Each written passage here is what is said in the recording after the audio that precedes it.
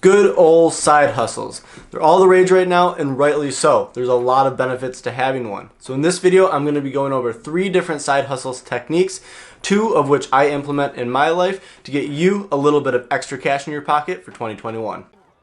You guys are getting paid?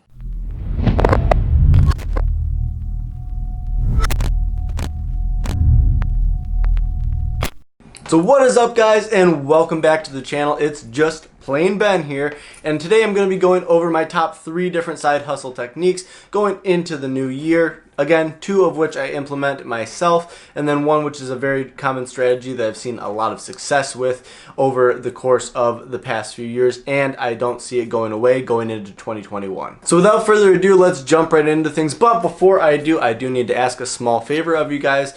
If you are new to the channel, welcome. I do a lot of different finance and real estate related videos here and business related videos, so if you feel that this content would help you out, it would help me out by hitting that subscribe button as well as leaving a like on the video.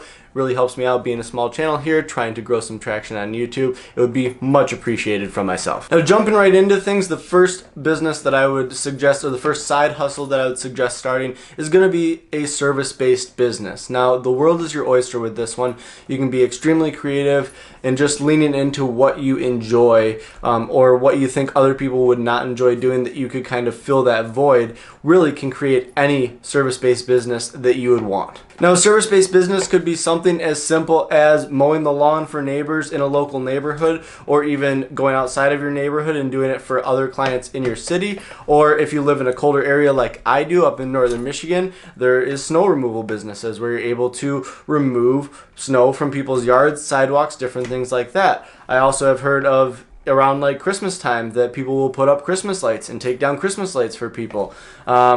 I mean, service-based businesses go from something as simple as that to offering like something like a haircut or something like that for someone. I know that those require some licensing, but you get the idea that you're providing something for someone that you're putting work in. You're not selling them an individual product, so that they will have to keep coming back to you for that service. And if you become the expert in that area, more and more people will want that service of you, and word of mouth is key in growing a service-based business, and your quality of work relies with that word of mouth to kind of grow the business together usually. A lot of what makes service-based businesses successful is the fact that people enjoy doing that service inherently without necessarily having a monetary value for it. So what I do as a service-based business that I started this year is auto detailing for vehicles. So doing something that someone necessarily doesn't want to do, of cleaning their car, but I took it to another level of detailing the vehicle so that you're cleaning at a higher level than most people would even think of with cleaning their cars.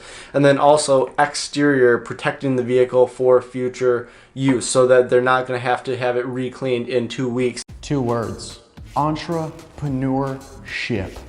I've got a good amount of clients that are set up on like a 6-month schedule, so that they come to me usually when the snow starts flying in the late fall, and they come to me once the winter is done and their car has all the snow and mud kind of tracked into it. So that's an extremely simple based business or service business that you'd be able to start.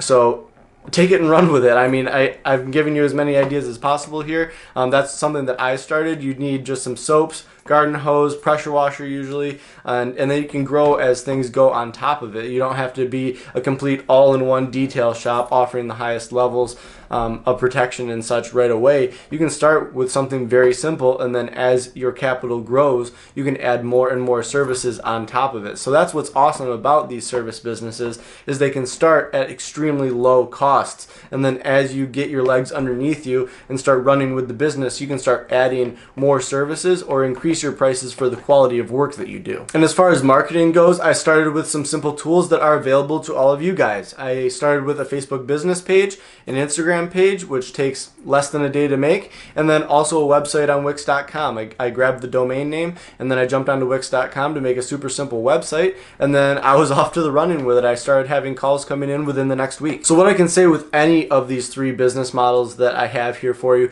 is that you just need to start. So many people get caught up in the failure to launch strategy that they have to do this to even be able to launch the business, where launching a side hustle is exactly that. It's a side hustle. It's not like you're launching a business that you're going to be relying 40 hours a week on, even though it could evolve into something like that. It's something that you just need to start, get your legs underneath you, and then learn as you go. It's not a business that you're going to know everything in right when you start off. It's a lot of learn by doing. So please don't make that mistake of the failure to launch strategy where you need everything to be perfect before you start, because it will never be perfect, and the most perfect time to start is right now. And the second business that I want to talk to you guys about is going to be a rental business. So something that you would buy a set of products and then rent those products out over the course of either a certain season or all year long to be able to turn a profit. And an example that I have for you is something that I started when I was 16 years old, and that is a paddleboard and kayak rental business. So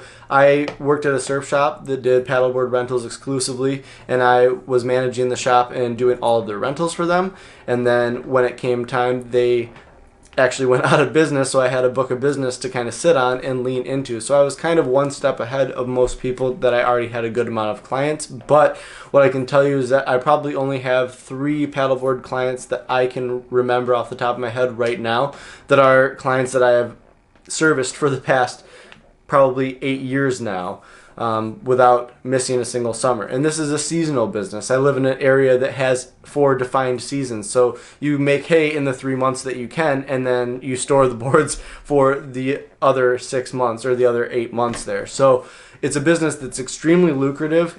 I do all pickup and drop off only, and that is a great example of a rental business that is, again, a low barrier to entry. I'm not renting anything that has an engine in it or anything that could break necessarily, and if a paddleboard does break out on delivery, then I just bring another one out to them, as simple as that. The way that I've set this up as well makes it extremely lucrative for my time. I do all pickup and drop off only with a 24-hour minimum, so I'm not sitting at a surf shack out on the water somewhere all day long waiting for rentals to come in. I drop off all my boards by 8 a.m. in the morning, and I only pick up boards after 8 p.m. at night. So I leave myself with the 12-hour day in the summertime to be able to do whatever I need, work my day job, work any other job, do real estate, do anything like that. So it's extremely lucrative, and it's something that if you live in an area where there is water around you, whether you be on the coast, or you got to be a little bit careful on the coast because coastlines can be a little bit bigger waves than inland lakes. I live in Michigan where the lakes are smaller.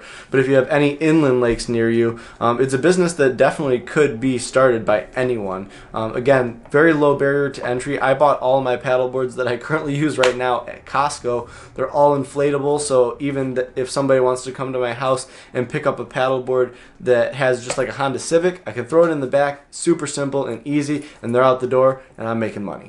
Another rental business that is definitely growing in popularity, and I see not going away anytime in the future here, is rental of small electric vehicles, whether that be electric skateboards, electric bikes, or anything of that nature. If you live in a town that is not necessarily like Manhattan or something with a huge metropolitan population, then it's something that you could definitely do in a smaller town or in a smaller city where you rent out electric bikes or even just bikes in the area that people can tool around with in the town. You pick them up, you drop them off, or you have a location that you can rent out of, and then people are able to come and go as they please, rent bikes by the hour, by the half day, by the full day.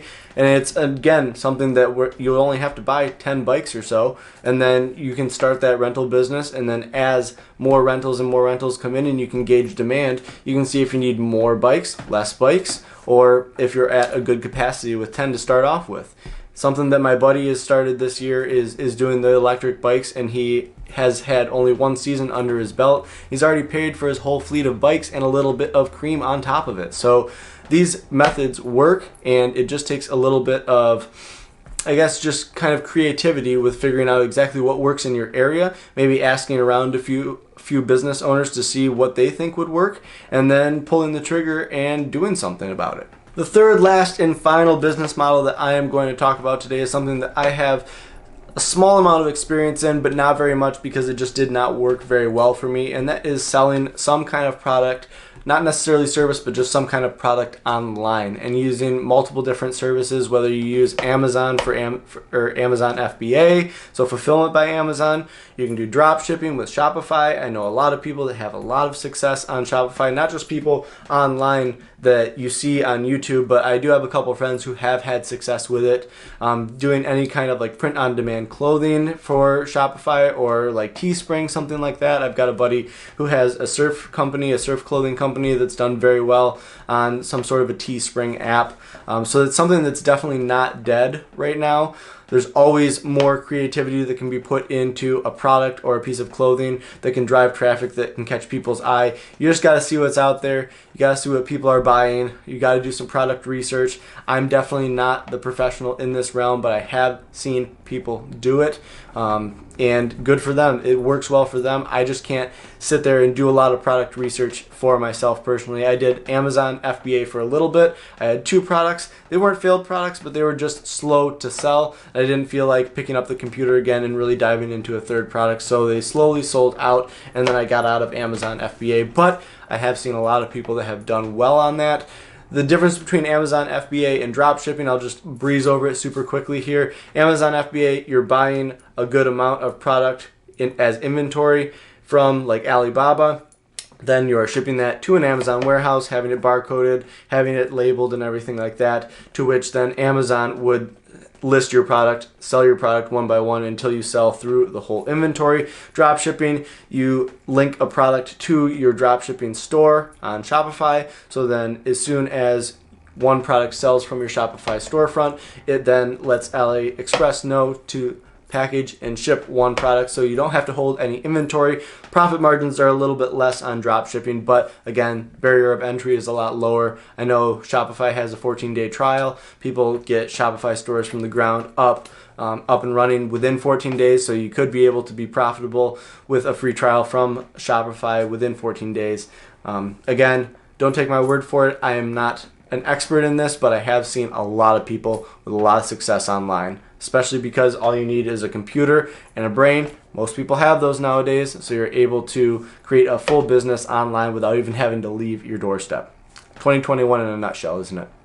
So there it is, guys. Those are my 3 businesses that I would suggest starting in 2021. Now, don't spread yourself too thin and start all 3 of them. I'm saying pick one and don't have a failure to launch. Just start it. Learn as you go. That's the best thing that you can do. And if all else fails, you learn a lot from starting a side hustle. So I think a few of these are pretty much fail-proof as long as you give it enough time and energy into it, that you will be able to start a successful side hustle business. There's a world of benefits to it outside of just the cash in your pocket, that you're able to have tax benefits. You can have a lot of different write-offs. I write off a lot of my gas, my truck insurance, my vehicle payment, and that kind of stuff. You're able to write off a lot of things within your side businesses to get it as close to 0 net income as possible. So they really are a tool in life to be able to help out with expensing certain things, and additionally they do give you some cash in your pocket on top of it. So if you like the video, please give it a like, guys. I am excited to bring out more and more content to you guys here in the new year. It's definitely a resolution of mine to be able to create more content for you guys, so stay tuned. More fun videos and entrepreneurship related videos coming soon, and I'll catch you guys in the next one.